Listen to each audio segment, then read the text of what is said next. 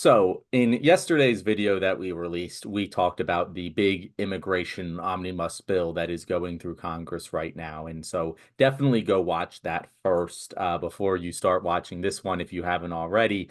But what I ended that video with saying is I wanted to talk about how Democrats can actually succeed when it comes to immigration, when it comes to these issues that they keep conceding points to Republicans on, and we criticize them from the left, like from their left, us progressives. And one of the classic responses I hear from more liberal centrists is, "You guys don't actually have any solutions. You just hate ours and want to break the system." And I got solutions. And apparently, Natalie was saying that she has a whole list of solutions that she's written down. So I'm just going to go straight to her. Natalie, what should, like, if you had a magic genie and you could just wish whatever the Democratic strategy would be here, what are you doing with with what they have instead of what they're currently choosing to do? Yeah, I just want to preface this that like the immigration, this legislation, it's 118 and change billion dollars, right? Billion. And I think sometimes it's really hard to comprehend that number. I mean, I can't. I have a really hard time even understanding $1 billion.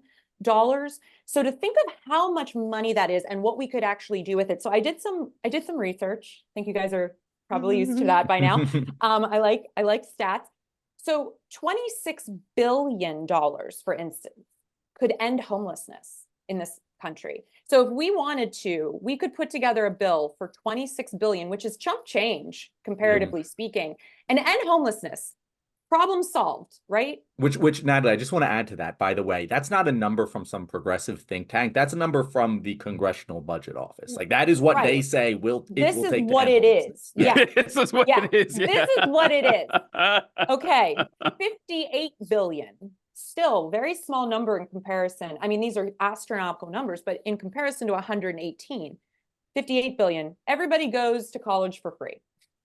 Like anybody and everybody. Can you imagine if we had now ending homelessness and universal education, higher education, and that's 26 and 58, that's 84.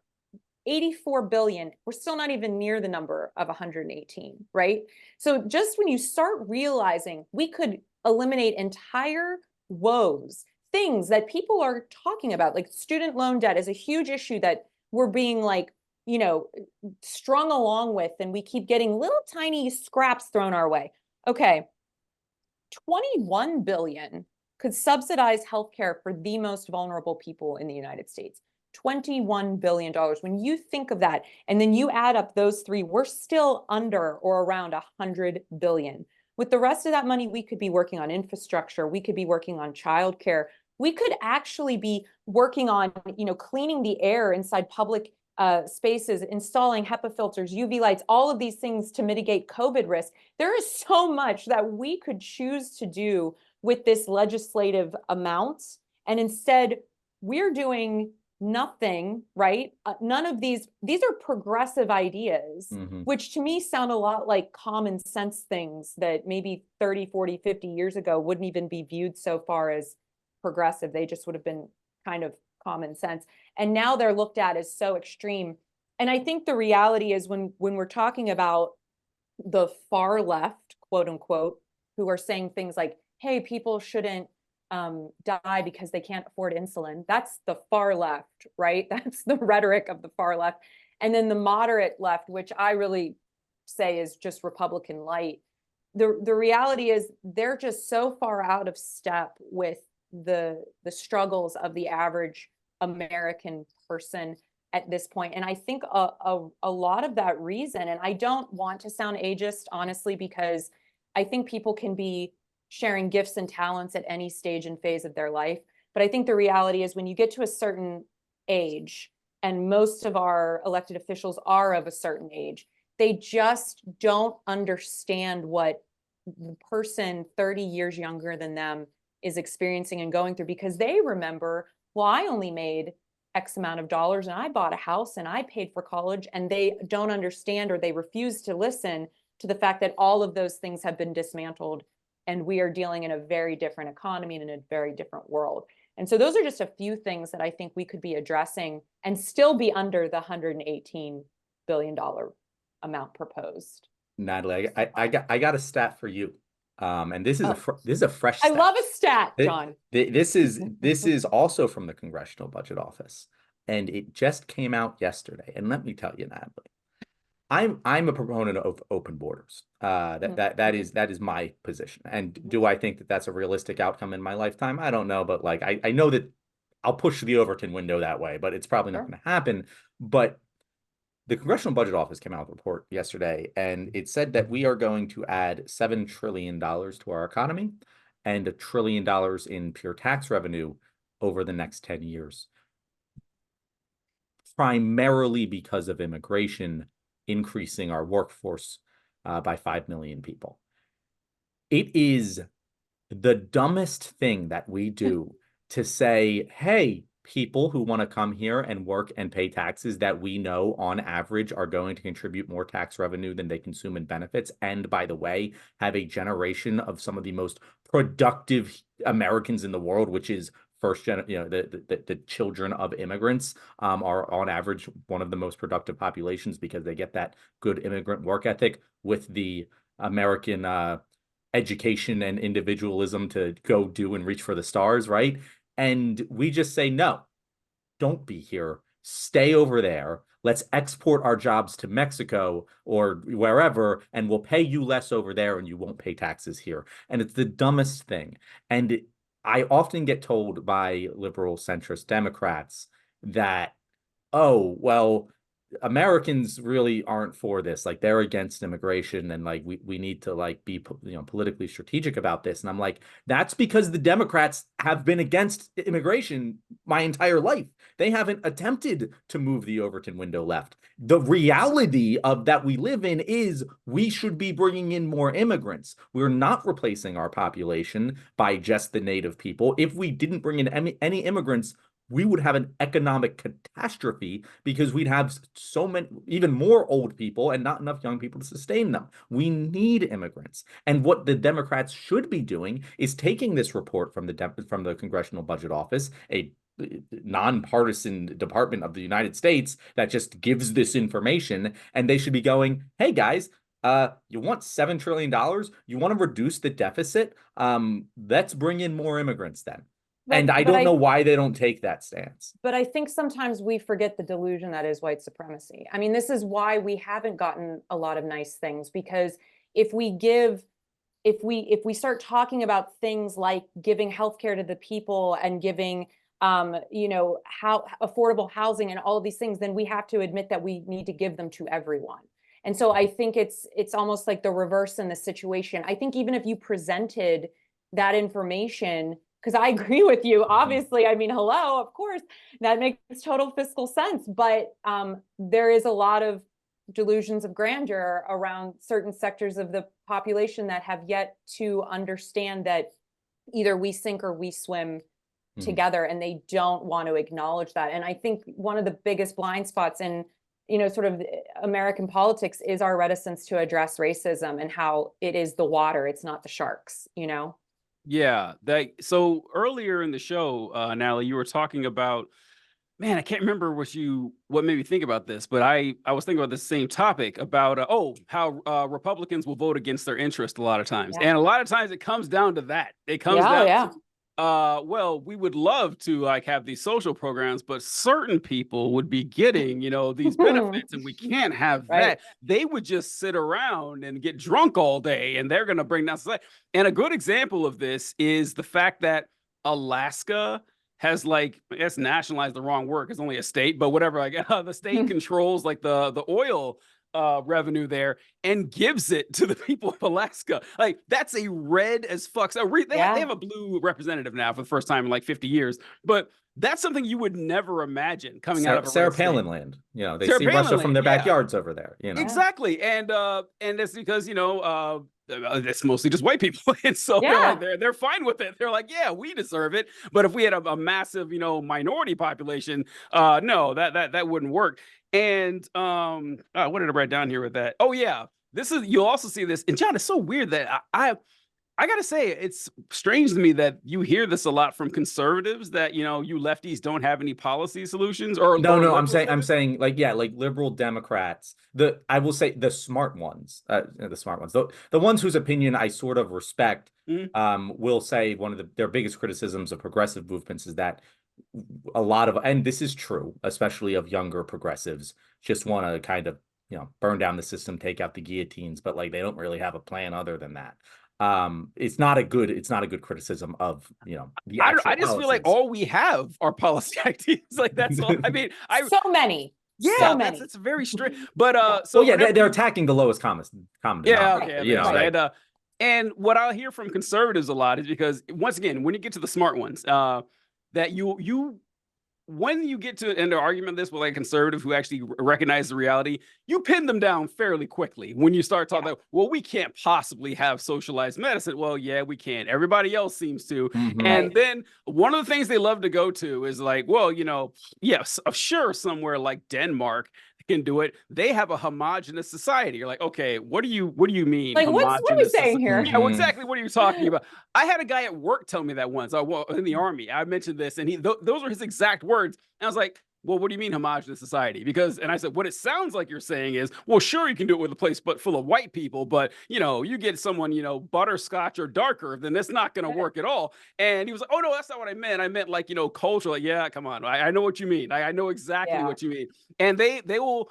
This happens a lot whenever you talk about John. You've mentioned a couple times in this episode of the show how Republican run states are bottom of the list in like every positive metric you can think of: education, teen pregnancies, drug overdoses, child abuse. I mean, like poverty, like they are always, you know, the top 5 or 6 on the list, and gun deaths in every single category. And then when you point this out to conservatives, they will in it eventually they always get to, well, that's because like a lot of Republican states are southern states and they have a very high black population. The black population has like, you know, is high. It's like, okay, that's true. Why is that? Like, John, you did a video about this actually. I thought about that. I remember seeing that because It's it all gets I'm clicking, like, TJ. It's I'm all sitting clicking. here, I'm sitting here like, TJ, are you repeating my video back to me? Like, well, no, it's like so, but this is something I say a lot, is that a lot of it just gets down to racism, because you gave them 100%. more credit than I would, because the guy in your video was like, okay, well, I guess systemic. They don't get there. They're like, No. yeah, it's the black people's problem because, you know, And they can't craft a good society, even though we're all raised in the same one. well, and I think too, this factors back into the idea that the Republicans were trying to float this idea, oh, we want to raise the age to vote. We, all of these things, because I think they recognize the way that the country is moving demographically, that Mhm. they're not going to have this sort of majority hold anymore. And the fact that there are these rumblings of there are a lot of good policy ideas coming out of the left and coming out of the younger people that are running for office and wanting to do things and want to make change that will benefit everyone, makes them very uncomfortable and very nervous, because at the heart of this, I don't think a lot of the Republicans that are in office right now, and some Democrats too, but I want to focus this more on the Republicans because we're talking about more of these Republican states. I don't think they're there for the right reasons. I think we've lost a lot of this idea that, when you go into public office, you're supposed to be a servant for the people. You're supposed to give back to your community. You're supposed to do the will of the people and expand human rights and citizens' rights and do these things that benefit the masses. And I remember Marjorie Taylor Greene recently saying, like, she's not getting paid enough.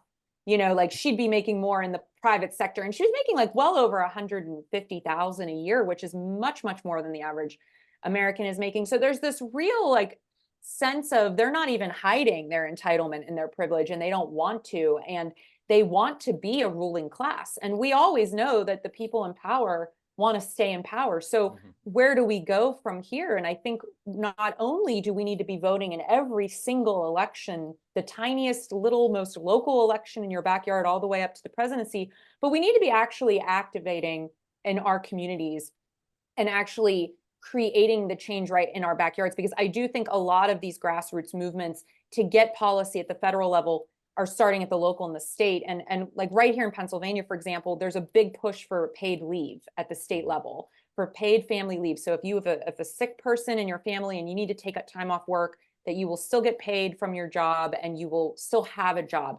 And this it mostly centers, you know, around women, and in particular, it really would help Black and brown women and low income women the most.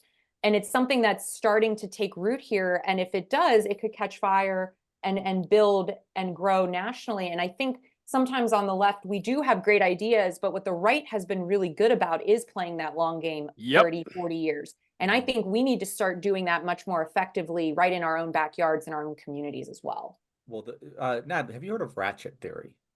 Mm-mm. So I love when you But come I'm on going to the write it show down. because you agree with me on so much, but you got there from a different place. So Ratchet Theory is the theory that the right wing pulls right, and then the Democrats go with them, and then their goal is to stop progress to the left. So the Overton window continually shifts right, and it's like a ratchet. It's like the Republicans go right, and then the Democrats stay put, and then the Republicans go right when they're in power, and then the Democrats stay put.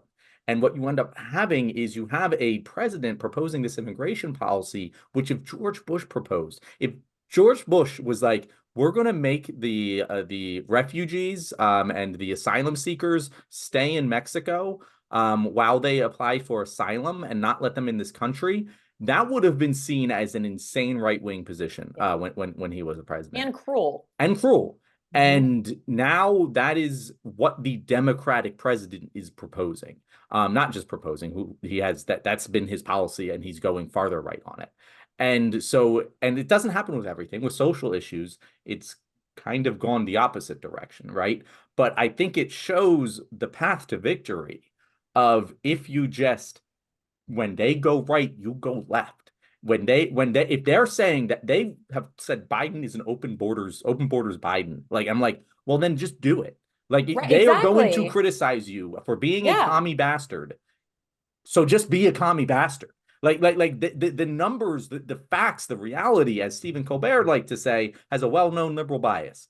And it's true. And if you just look at what you think is going to be the best thing, you look at the numbers. Oh, yeah, we need more immigrants. It's boosting our economy. The CBO is saying it. Yeah, we need universal health care. It's going to be less expensive than what we're currently paying, and we're going to have better health outcomes. Just fight for those things that are going to improve America.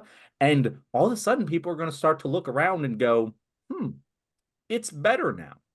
We're moving in the right direction. And that ratchet. We're moving in the left direction. Yeah, there we go. Very nice, very nice. And then very nice. suddenly I like the Republicans are going to start having to play this game where they just stop the left movement. Or they're just going to keep going right, but they're going to keep losing every time. Because look at what's happened. And I'll totally let you guys want to say this one thing. I'm sorry. Look at what the cycle has been. George Bush, right? Economic collapse at the end of his presidency.